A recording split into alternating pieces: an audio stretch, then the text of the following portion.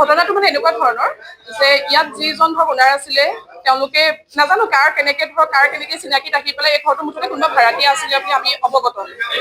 আমাক কোনো জনোৱা নাই, কিন্তু আমি ধৰক দেখিছিলো যে ইয়াত কোনোবা ভাড়াতীয়া মানুহ আছে। ধৰক দেখা পাইছো যে ইয়ালৈ সঘনাই বিভিন্ন ধৰণৰ যুৱক যুৱতীৰ মানে আহনি জাহনি চলি আছে।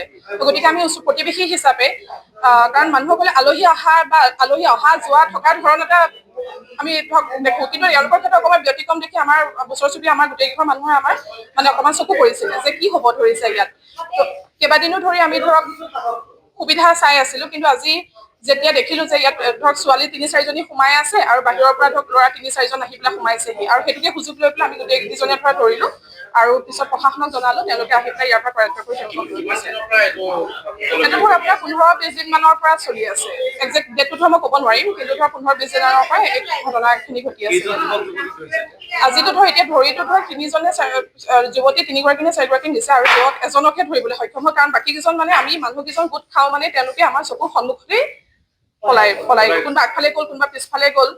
আৰু কাৰণ সেইখিনি সময় চবৰে খোৱা লোৱাৰ সময় 10মান বজাৰ সময়, গতিকে আমি ধৰক মানে গোটেইজনক ধৰিবলৈ সক্ষম নহলো। তেওঁলোক সঘনাই আহি থাকে মানে সেইবোৰ বিভিন্ন ধৰণৰ মানুহ, বিভিন্ন ধৰণৰ ড্ৰেছ পোছাকৰ ধৰক হয় সেইবুলি আমি সন্দেহ কৰিছো নহয়, আচলতে হৈছে। কাৰণ যদি তেনেকুৱা ধৰণৰ পৰিৱেশ নহয়হেঁতেন তেতিয়াতো ভাল মানুহ আহিলেহেঁতেন, গ'লহেঁতেন হয়নে, ওচৰ চুবুৰীয়া মাতবোল কৰিলেহেঁতেন, কিন্তু তাকে নহৈ পেলাই ধৰক ব্যতিক্ৰম ৰাতি ইয়াত এতিয়া এগৰাকী প্ৰতিবেশীয়ে জনোৱা মতে ধৰক ৰাতিপুৱা 4-5 বজাতো বুলেটে আহি পেলাই ছোৱালী থয়হি।